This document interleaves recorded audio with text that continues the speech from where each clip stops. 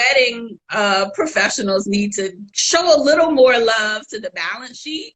The balance sheet reports your assets, liabilities, and equity. So if you got a loan, the EIDL loan specifically that we're talking about, it's reported on your balance sheet, and that doesn't have an impact on your tax filing. Hey everyone, happy Wednesday. We are going to be having some really important information on today's live. We have Nadia, the CPA, who's going to be joining us. And if you're like me, I dread doing my taxes every year. There's Nadia. I dread doing my taxes every year. And I'm always like, I'm going to do it. And then you kind of get started. And then, pretty soon it's the end of the year. And we all know that 2020 is the crazy year. So there's Nadia. Hey. Hi. How are you? I'm doing well. So I was just saying how much I hate doing my taxes. And I heard that. Keep talking. It's like so bad. But 2020 is like the year. So we need to prepare. And the topic tonight is so important. And I'm so glad that you could join us to kind of give everyone, really the important information about what you need to know. Because one of the things that, early on in my business, and I didn't realize that you have to plan for the end of the year. You can't just be like, oh, wait, yeah, I should have spent that there, or I should have done this before, and then the year's done and it's too late. You can't use it. Yep. So a lot of what I like to talk about is just my philosophy about taxes in general. One of my it could be the number one pet peeve that I have is when people come to me and they say, oh my God, it's tax season. I know you're so stressed out. And I'm like, no, you're stressing me out by saying that. I'm not stressed out. You're stressed out and you're trying to transfer that stress to me. A philosophy that I really follow and use in my business is that tax preparation is not an event. It is a process.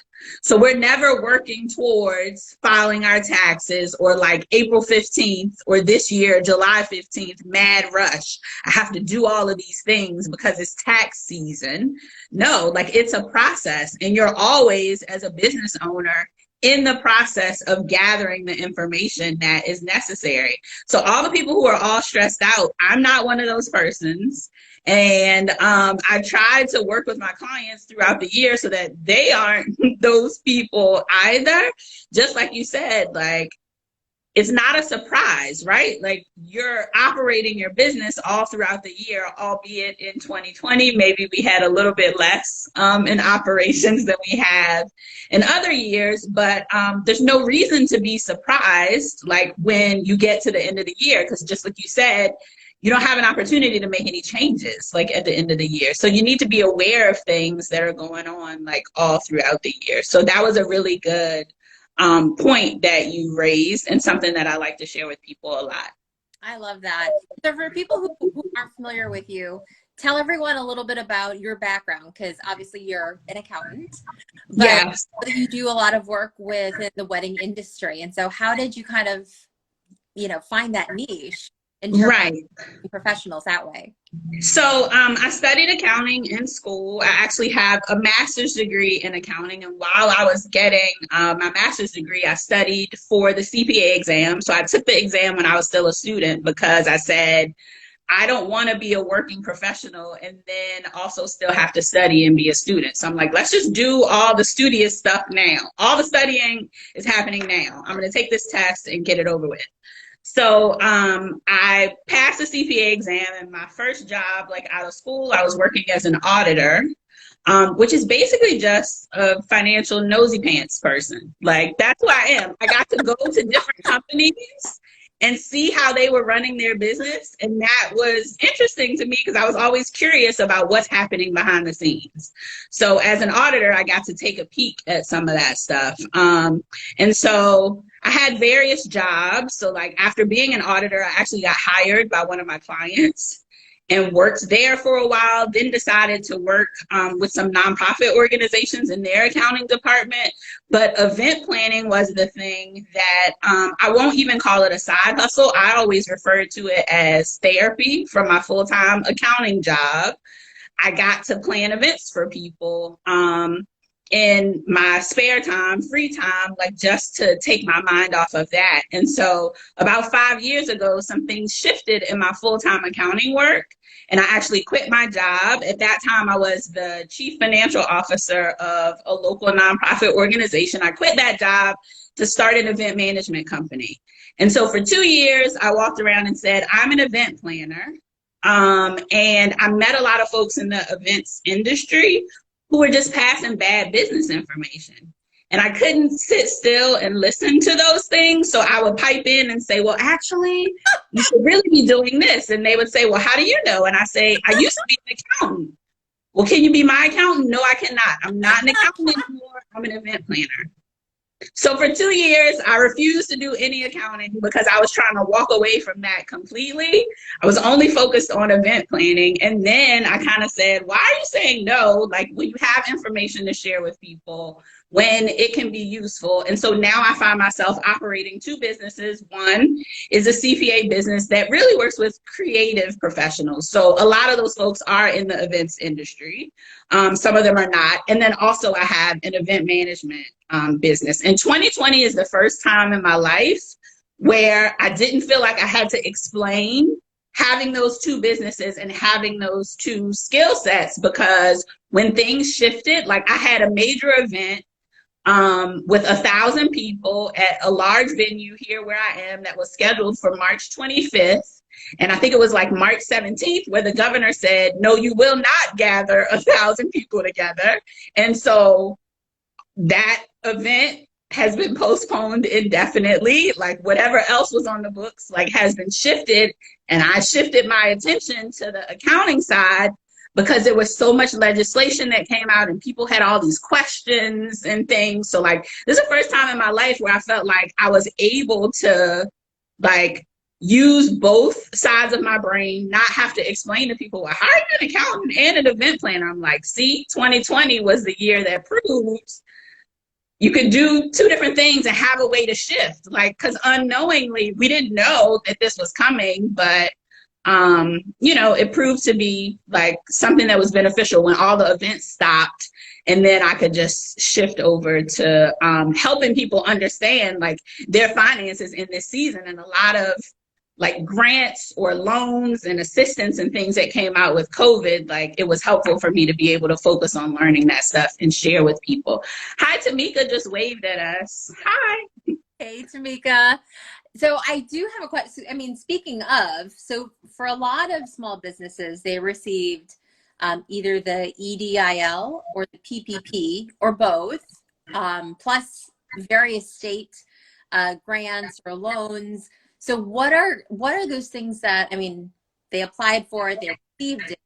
What are the things that they need to kind of be prepared for? And yeah, they're going to have to do their taxes then for the next year because of that. Right. So it really depends on what specific type of assistance was received and who gave the assistance. So I'll tell anyone, talk to the person who gave you the money to find out what are you supposed to do with that money. So the examples that you gave were the EIDL, which is Economic Injury Disaster Loan, which is a federal program that's administered by the SBA, Small Business Association of the federal government. That was a loan. It's a very low interest loan. It has very favorable repayment terms. Like there's a longer time period where you have to pay it back. That loan actually will not have an impact on your taxes. There's 2 main financial statements that I tell business owners to pay attention to. One, we always focus on the profit and loss. People are familiar with that, and that tracks income and expenses. The other is the balance sheet. The balance sheet doesn't get enough love. Like as an accountant, I love the balance sheet. I think some of our, wedding professionals need to show a little more love to the balance sheet The balance sheet reports your assets, liabilities, and equity. So if you got a loan, the EIDL loan specifically that we're talking about, it's reported on your balance sheet, and that doesn't have an impact on your tax filing in terms of paying money on that. So that's the EIDL. Another program that you specifically mentioned was the PPP, or the Paycheck Protection Program. I see Sarah just joined. I'm going to say hi. Hi, Sarah. I like it when I know like the people who are popping on. I see Liz Kelly joined too. I don't know you, but I'll say hi to you too, because I see you. So yeah, PPP is the Paycheck Protection Program. Again, that was something that was administered through the Small Business Association. We've learned a lot about that now.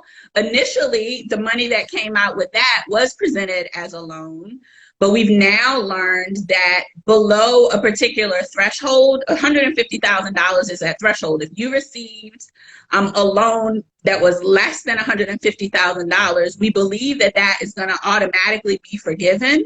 But based on how much money you got, determines how much paperwork you have to fill out with that. So if it's less than $50,000, it really is almost automatically forgiven. There's a certification that you'll have to give.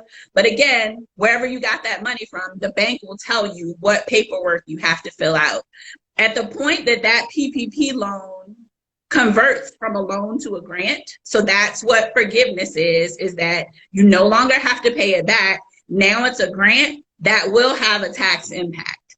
And so depends on when it's forgiven, whether that will impact your 2020 taxes or your 2021 taxes. All of that is wrapped up in Congress, and they're busy doing a lot of things. So we don't know, like, if that's going to come through by the end of the year. For some, it may. But really do talk to the source of where you got the money from to find out what is your responsibility for reporting whatever the money is that you received and what impact it'll have. Again, loans get reported on the balance sheet, don't have a tax impact. If it is a grant, though, and this is money that you don't have to pay back, that will have a tax implication. The question is, will it impact you in 2020 or in 2021?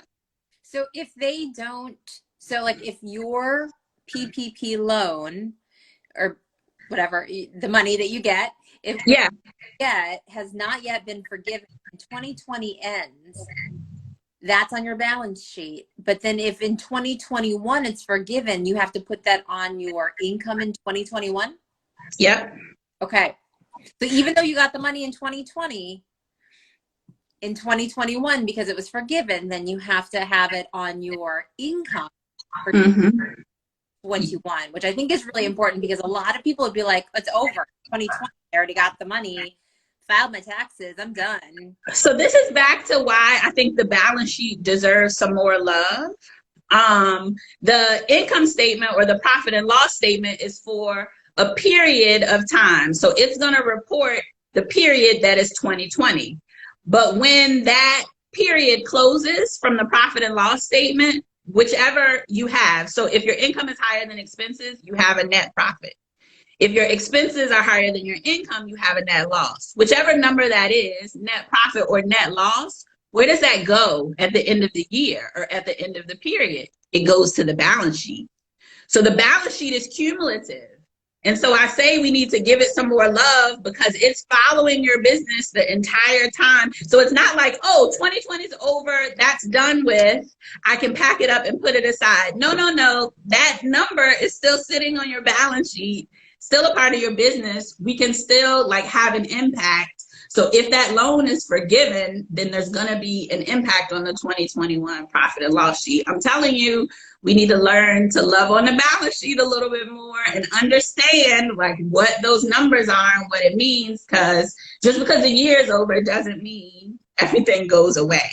And now like you're starting from scratch. I feel like I was having a conversation with my college roommate earlier today, and there's just a sentiment of, oh, we just wish 2020 would go away.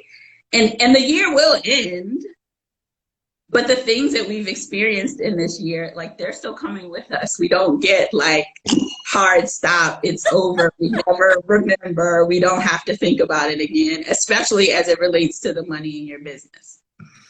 I love that. And I think that's so important because, again, so many business owners they do exactly that. So they're like, okay, 2020 is over. Either I had a profit or net profit or loss, and okay, next. And then they don't think anything of that. But especially now, because if you did get a PPP loan grant and that's forgiven in 2021, you're going to want to essentially, be aware of that so that your expenses can offset that. Otherwise, you might have a very large amount that you're going to have to claim on your taxes for 2021. For sure. And that raises another point that is not necessarily tax related, but I want to talk about it a little bit. As business owners, I think a lot of times we are advised to minimize our tax liability. So I don't want to pay a lot of taxes. So I want to claim all the expenses that I can claim so that that net income number is really small because I don't want to pay taxes. I think just to drive this point a little bit further, whatever you file on your taxes is really an official record of your business history. And yes, the year is over. However, that filing doesn't disappear. And it could have an impact on decisions that you make 2 or 3 years from now. So as a business owner, so like with my wedding business, like my business is structured as an LLC. For now, for 5 years, I haven't had a job or a paycheck working anywhere else. I've been full-time entrepreneur, event planning, and also CPA. When I go to apply for a mortgage or buy a new car, the first question they're going to ask me is, may I have 2 years of tax returns? Some places might ask you for 3. So when you're minimizing your tax liability and making this number look very small, then when you go apply for a house, you might not qualify for the amount of money that you need because this history is still sitting there. So I always caution people, like people always want to ask the question, well, is it better for me to claim that this year or next year, or don't I want to maximize all these expenses? And I say, it depends. You need to think about what your long-term goals are and strategies are, and if you have money coming from someplace else, because this history follows you, especially if your business is your primary source of income. It's something different if you're working another job, you get a W-2. If you have a spouse who can apply for those things and carry those things, that's different. But just think about, like, if you are planning to make some major changes in the coming year, you have to understand, again, like 2020 is not going away immediately. Exactly. And I think that's so important because a lot of people don't even realize that. They're just thinking, again, okay, I'm going to start a business. Okay, it's a side thing, and now it becomes like a full-time thing that I'm doing. Okay, they're living, have to pay, gig to gig, and they're just like, money's in, money's out. They're not even thinking, in terms of like, okay, so this is kind of the next question is, and a lot of people don't put away their set amount of taxes for what they make on each client or each job or each wedding. And so then when it comes time at the end of the year, they're like, oh, how much do I owe? Or they're trying to optimize it, and then they have this continued issue which catches up with them later. Just like you said, if they want a mortgage or they're trying to apply for something else, because those are the things that follow you. Exactly. Yeah. Yeah. And so, like, how much you owe in taxes. Another thing that I love is when people say, well, I work with this guy because he gets me this much money back. Or I like this person because they have this impact. And I'm like, it's math. It's not magic. Like, that person has no magic formula like that they're doing. You can track this all along. So something that I encourage people to do, like, back to this, tax preparation is a process, not an event. All throughout the year, you can look at your profit and loss statement, look at what that net income number is, and just as you said, sort of estimate, okay, well, I'm going to have to pay this much tax, like based on how much I paid last year. There's a computation you can do to get a percentage to know, hey, I should put aside this much money. And I just encourage people to develop the discipline of setting that money aside on a regular basis. I always, like, if I'm advising new clients or working with people who are just starting their businesses, like, they're oftentimes my favorite because we don't have to unlearn things. Like, we could just start from, okay, this is what you do, and they don't know another way to do it. So it's best. A lot of times, you know, when I'm working with people who have been in business for a while, first we have to unlearn like a lot of the things that they've already been doing. But with new business owners, I encourage them to have at least 2 business bank accounts. And so one of them is like where all of the money comes in. When clients are paying you, all the money comes into that account. And on a regular interval, transfer that money into another account to save for the taxes. So you could do it every time a customer pays you a deposit. You could do it weekly. You could do it monthly. I encourage people to do it at least monthly. Look at the total amount that came into your business, take a set percentage, put it in this other bank account. If you do that monthly, then when it's time to estimate your taxes quarterly, you've accumulated that money. You can do the calculation to see what your estimated taxes are. You have the money in the bank, you just send it off. It makes it so easy if you're following that process monthly, submitting the taxes quarterly. Really, when it comes to the end of the year and it's time to file and it's April and everybody else is running around like you're crazy, like, it really is just a matter of filling out the paperwork, because you've already done all of the steps, and there's not this like sitting in the floor in the middle of the night pulling together all of these bank statements and receipts. Like, I've seen some crazy things. So I'm like, just keep up with it and follow a process, and then it just makes your life so much easier. I love that. And I think, again, so many, it's easy to get into these bad habits where you just kind of, you know, you're just running around crazy and you're not actually scheduling and planning. And I love what you said, to have 2 bank accounts, because I think that's an amazing tip, because a lot of people just have one and then they forget that like some of that money shouldn't be spent, and then they spend it. They're like, oh, I have money to spend. So then they spend it, and then it's like, it comes time to pay their taxes, they have no money to pay them, because where did that go? Yeah. So it's natural for us to like look into the bank account and say, oh, I have all this money. So just the act of creating a separate account to set that aside, that's not really yours.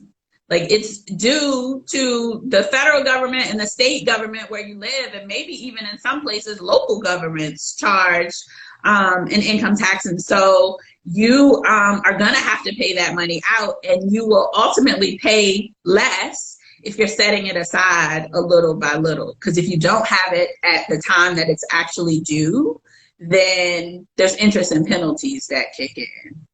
And that's another point that I just thought about. When your taxes are due and you file an extension, you're really only filing an extension of time to complete the paperwork. You're filing an extension of time to file.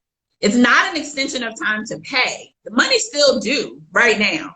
So if you get an extension of time to pay, know that, or I'm sorry, to file, know that if you don't pay, then interest is already kicking in. Like, it's already starting. It's always an extension of time to file, not an extension of time to pay. Again, another reason why it would be helpful if you're just setting this money aside, because the longer you wait to pay it, the more it ultimately becomes.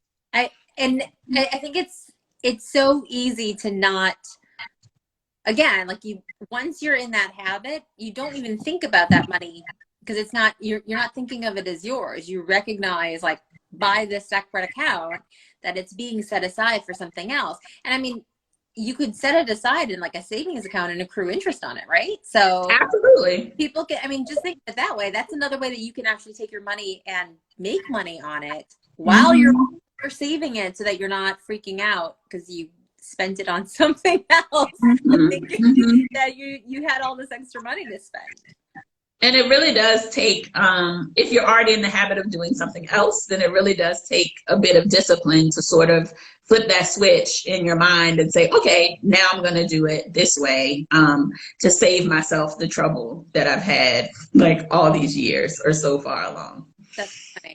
So for 2020, because a lot of people obviously have little to no income for 2020, and they still have a lot of expense, what do you suggest that they do to kind of make, I guess, their year end work in their favor?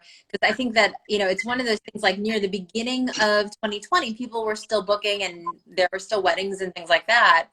But then the rest of the year, they still, you know, people still had to pay, whether it was they're paying their rents, they were paying mortgages on, you know, spaces, especially for venues, they had to pay staff, all of those things. So what would you suggest for them to think about when, as they're kind of getting their taxes, you know, ready for this year in particular? So a few things come to mind. Like if you didn't have any income or a lot of income in 2020, then those expenses will put you in a loss position for this year. Meaning, like the regular expenses that you had to pay are going to exceed the income that you had. So your tax liability for this year will be pretty low, if it exists at all. Like some people might even find themselves in a position where their taxable income is basically zero and they don't owe anything. If you are someone who anticipates that, and so here's the thing, we're all like placing bets or trying to use our crystal ball to figure out like what the hell is going to happen next year, because we have no idea. Depending upon what your position is, there are some losses that you can carry forward into the future to offset against future income, but there are some that you cannot. It really depends on your personal situation and what you're doing. But I would say if you are someone who anticipates that 2020 was a very slow year, somewhere towards the end of 2020, you figured out how to shift your business and maybe have some new product offerings that you didn't have before. And so you think 2021, you're going to perform better on the income side. If there are any expenses that you can delay, like here at the end of the year, to make those expenses go against the income that you expect receiving in 2021, maybe do that. Maybe if it's something like a software purchase, like if you were going to sign up for a subscription for a particular thing or some like hefty piece of software, or if there is some piece of equipment that you were going to purchase or something like that, like just think about the timing of how do you think 2020 will look against 2021, and would you prefer to take those expenses now in 2020 or to take them against the 2021 income? And that's like a decision that you can make about things that you have yet to purchase. Like if you've already incurred those expenses and spent that money like in the summer, then obviously that's going to be included in 2020. But if there are purchases that you're anticipating, like I'm going to get a second monitor. I have finally, I guess, committed to that. I currently use a laptop most of the time, but I want a stationary monitor that's larger because I've been doing more accounting stuff and I need to see more detail. And so I was able to get a few grants actually locally. So not some of the federal grants, but local grants, and they have stipulations on them about what they can be used for, but also the time frame that they need to be used. So that's something else to consider. So there's one grant that was offered by the city that says you have to spend this money by December 31st. So I'm going to use it to get this monitor because that's going to be helpful. And I want it, because that grant is going to count as income, then I want to spend that money on the computer this year so that I'm not paying an additional tax when I know I'm going to make that purchase anyway, instead of waiting for next year. So like that's an example. That's a great example. And I think that's really key for people to understand when you're planning for this. If you received any grants, that those are going to count as income. And so make sure, number one, that you check the dates on the grant. So like, when do you have to use it by? What are you able to use it for? All of those things, so that you're not in violation of that. And then also making sure that you're doing it, so you're doing it actually for this year, for anything that you could possibly do it for. Because otherwise, yeah, I mean, when you're because again, you're looking at that income versus the expense. If you know you're going to need that expense, you know, you're going to make that expense later, why not do it now with that income, the grant that you got? I love that. That's great. Yeah, yeah. So, and then another thing is, like, there are some grants that came with stipulations that say if you don't use it by this time, we want it back. So, you know, like, make sure that whatever money it is that you've received, that you understand. And certainly, like, there's still a few weeks left, I guess like 6 weeks left in the year, to make some of these decisions and make some of these changes. I love that. That's good.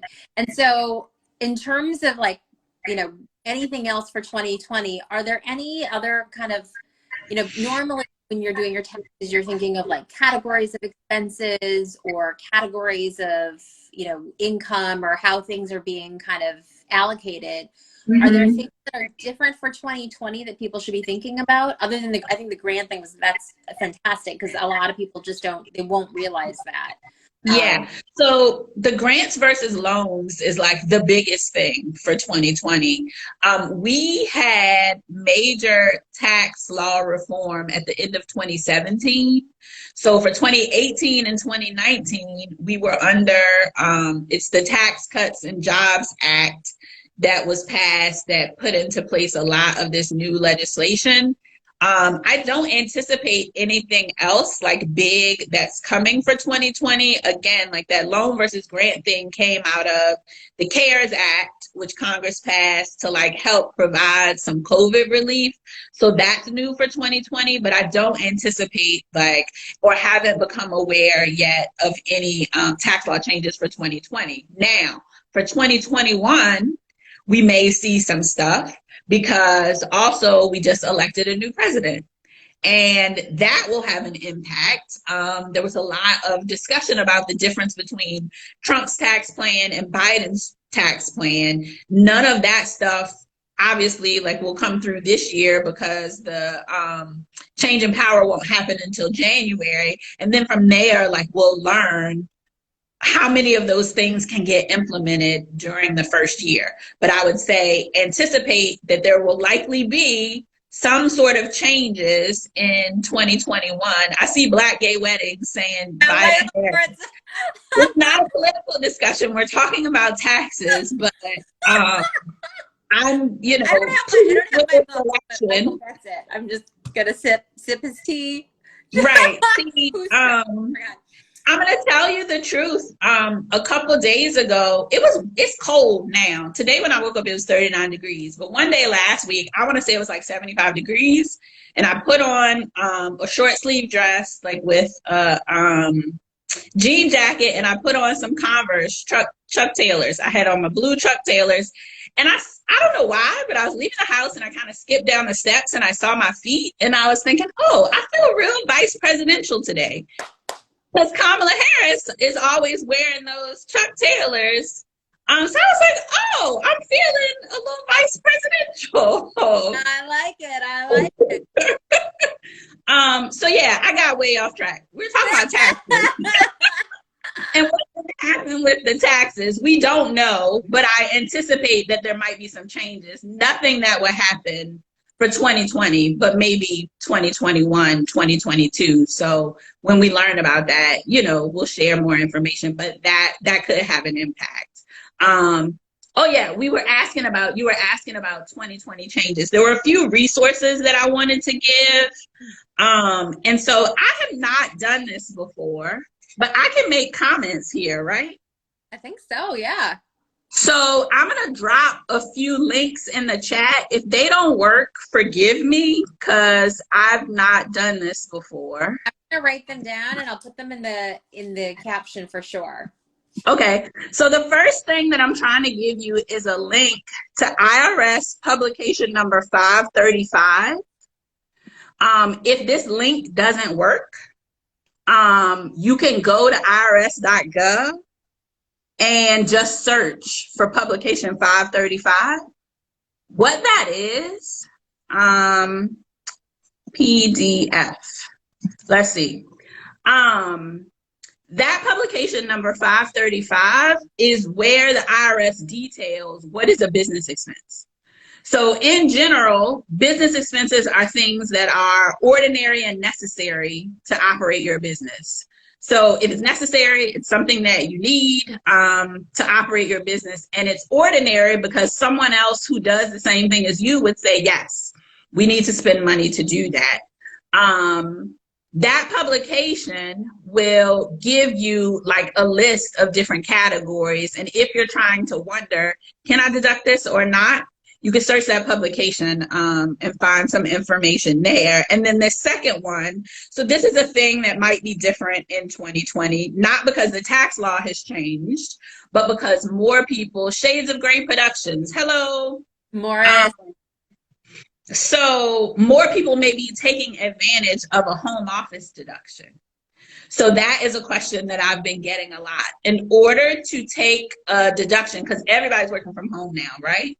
In order to take a home office deduction, there's two things that have to be in place. One, it has to be your primary place of work.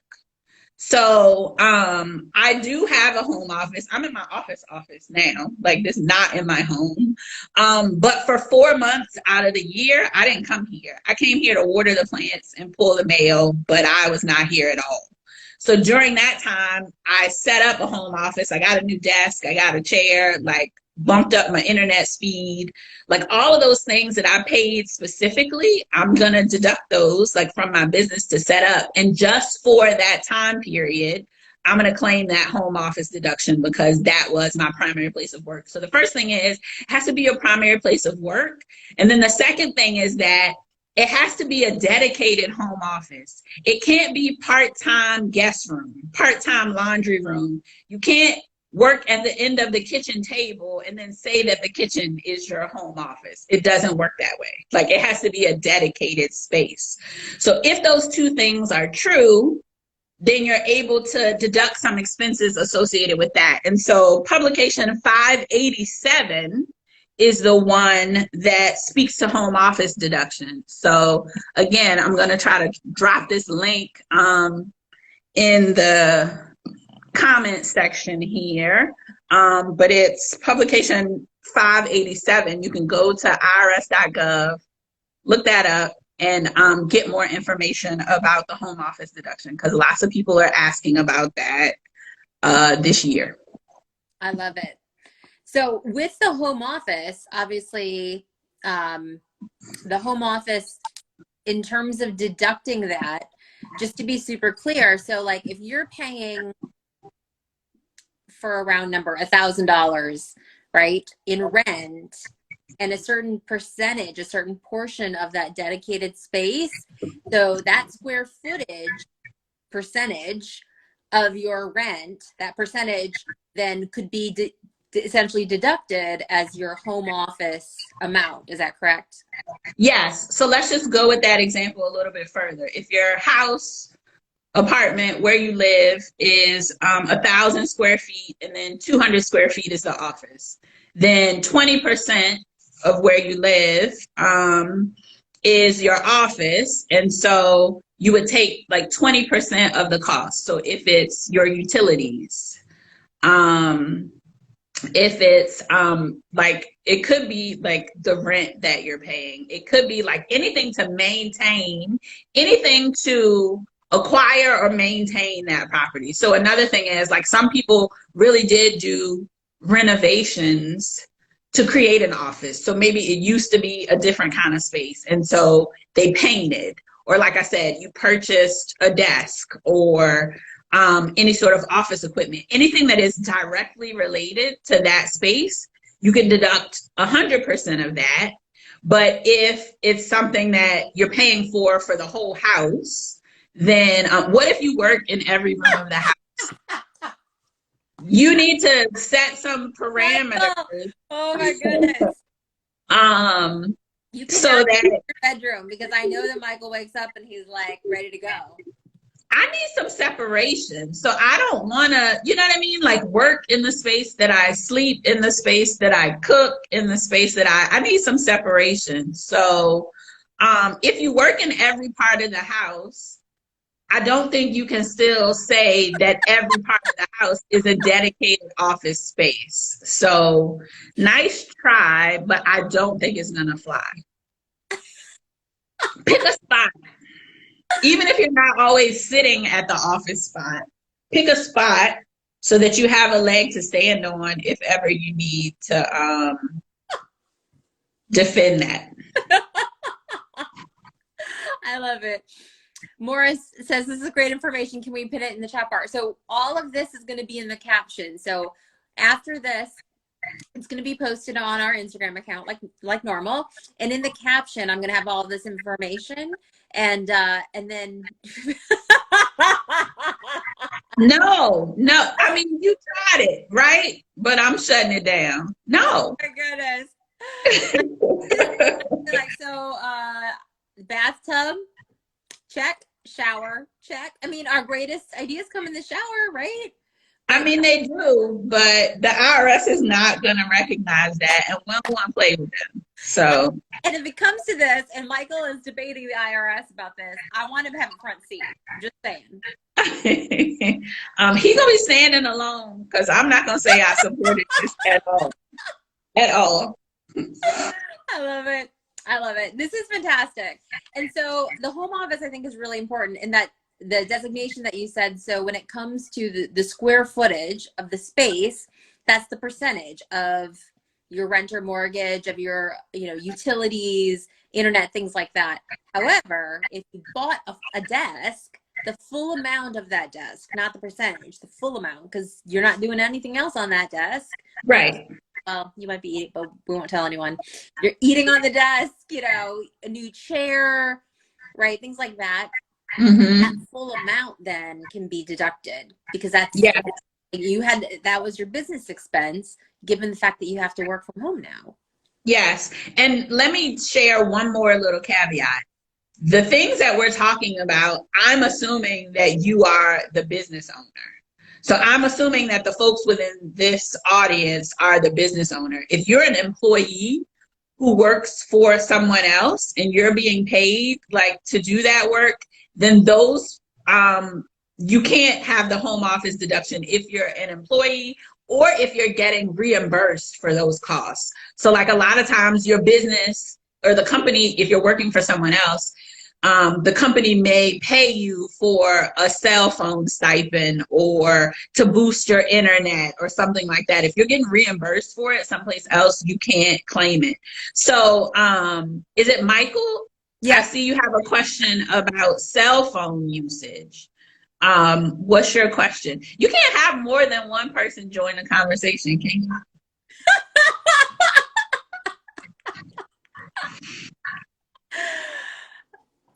What's your question, Michael, about cell phone? Mike, I have a hunch, just because I know Michael, I have a hunch that it has to do with how much of your cell phone can you deduct as your business. So I'll talk about it just generally until Michael can type in the question. For a long time, I didn't deduct any of my cell phone bill because technically I viewed my phone as a personal device and I only did a little bit of work. And to be able to split the bill, technically you need to look at the minutes and say, well, how much of the minutes or how much of the data am I using for business stuff?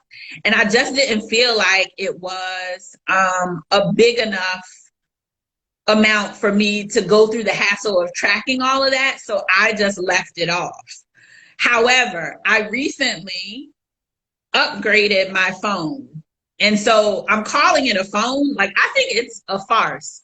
We call these things phones, but they're not phones. They're like little handheld computers, right? And this phone that I have cost me, $1,100. It's not the little flip phone that I had that was Motorola many years ago, right? Now it's a different thing. And the only reason that I bought this phone was so that I could have all of these different email addresses for this business. And specifically, this phone has a stylus where I can write on the screen and take notes and then convert those notes into text. It's the neatest thing. I can write and then it'll type what I wrote and then I can send it to people. It's magic. And so I only did that because of my business. Like if I didn't have a business, I would not have this phone. So this is now, I do more business on this phone. Now, nobody calls me. So that's another thing that maybe I want to talk about later. Like people don't call me. So I'm using this phone to conduct business more than I am doing personal stuff. I'm doing this Instagram on this phone. This is the only way for us to do it. This is business. This isn't, I mean, I love you. This is so fun, right? But we're not like, because we're friends, like this is business. So I'm deducting all of this, and I now do deduct my cell phone bill. So I went from I don't deduct any of it to then there was a stage where I only deducted the data because I said the data is only because I need to work from this phone. If I didn't have to do that, then I wouldn't be paying for this data. So I went through a season of that, and now I'm converted all the way to the other side where personally, I'm not using this phone. Like I'm only using it for business. So now I'm all the way on the other side of 100% business. Both Morris and Michael had kind of similar questions. Should you have separate phones? So I will say this, and anyone who knows me knows that I'm extremely ridiculous when it comes to this, and I have for a long time. I have two phones. I have my business phone and I have my personal phone.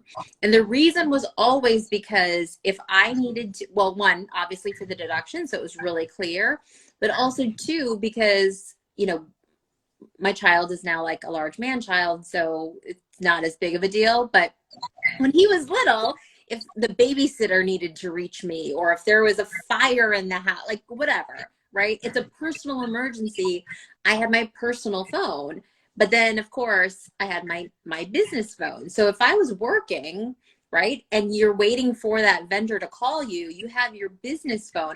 You don't have to worry about, like, your mother calling you out of, like, the Geico commercial, like, talking about, like, the squirrels in the attic as you're, like, you know, ninja chopping guests, and maybe not. But, you know, but those are the things that you need to know. Like, if you can afford having two, I mean, and tell me your opinion. I mean, because if you can afford to have two phones and you're separating them, what do you think? Is that like a good practice? Absolutely. Like I wouldn't deter anyone from that. If you can afford to, and if it helps you to keep things straight, absolutely. Now I'm on the opposite end of the spectrum because I would rather not have a phone.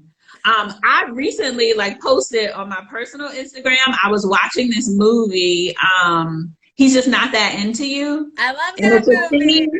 Where Drew Barrymore and Scarlett Johansson are in the CVS or whatever, and they're talking, and Drew Barrymore is like, I called him, and then he texted me, and then he DM'd me, and then I saw a Facebook message. I'm like, I am overwhelmed with the number of contact points.